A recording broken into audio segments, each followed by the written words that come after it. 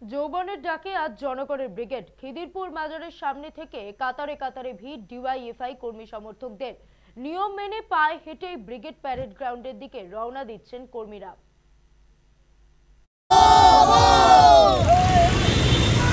2011 সালে এই চিটিংবাজের দল তৃণমূল সরকার ক্ষমতায় আসার পর পশ্চিম বাংলাটাকে কিভাবে দুর্মুষ করে দিচ্ছে। বেকার যৌবন জ্বালা, তাদের যে চিন্তা ভাবনা, শিল্পায়ন হচ্ছে না, কর্মসংস্থান হচ্ছে না, বেকারি দিনের পর দিন বেড়ে যাচ্ছে।